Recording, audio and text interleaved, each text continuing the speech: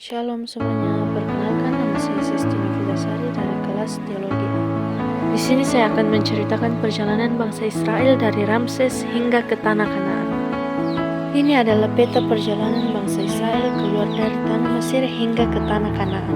Awal perjalanan ayat 3-4, mereka berangkat dari Ramses pada hari ke-15 bulan pertama, sehari setelah Paskah, dengan gagah berani di hadapan semua orang Mesir yang sedang sibuk menguburkan anak sulung mereka yang dibunuh Tuhan.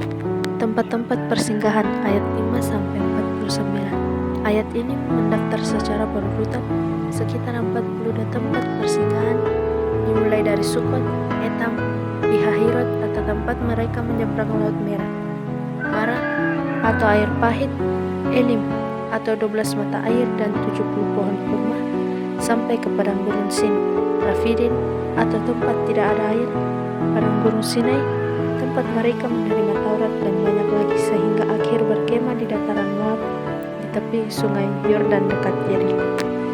Kematian Harun terdapat pada ayat 38 hingga ayat 39. Dicatat pula peristiwa penting. Harun meninggal di Gunung Hor pada tahun ke-40 setelah keluar dari Mesir pada usia 123 tahun. Yang kedua, perintah Tuhan tentang Tanah Kanaan ayat 50-56. Setelah mencatat perjalanan panjang, fokus beralih ke masa depan di tanah perjanjian. Tuhan berbicara kepada Musa di dataran Moab dan memberikan perintah terakhir kepada bangsa Israel. Tujuan dan tindakan ayat 51-53. Begitu menyeberangi sungai Yordan dan masuk ke Tanah Kanaan, mereka harus mengusir seluruh penduduk negeri itu dari hadapan mereka dan menghancurkan semua berhala atau patung pahatan dan patung tuangan, serta semua bukit pengorbanan mereka.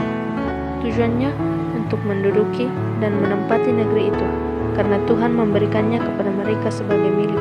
Pembagian tanah ayat 54. Tanah itu harus dibagikan sebagai warisan kepada suku-suku dengan cara membuang undi, disesuaikan dengan besar kecilnya kaum atau jumlah keluarga. Peringatan keras ayat 55-56. Ini adalah bagian yang sangat penting. Tuhan memberikan peringatan tegas jika mereka tidak mengusir penduduk negeri itu, maka sisa penduduk yang mereka biarkan tinggal akan menjadi duri di mata mereka dan selumbar yang menusuk lambung mereka, dan akan menyusahkan mereka di negeri itu lebih jauh jika mereka tidak taat. Tuhan sendiri akan melakukan kepada bangsa Israel apa yang telah Ia rencanakan untuk dilakukan kepada penduduk asli Kanaan, yaitu membinasakan mereka. Secara keseluruhan, pasal 33 berfungsi sebagai jembatan yang mengingat kembali kesetiaan Tuhan dalam menuntun Israel selama perjalanan 40 tahun, dan sebagai fondasi bagi perintah Tuhan untuk taat sepenuhnya dalam penaklukan Kanaan. Sekian cerita singkat saya perjalanan bangsa Israel keluar dari tanah Mesir menuju ke tanah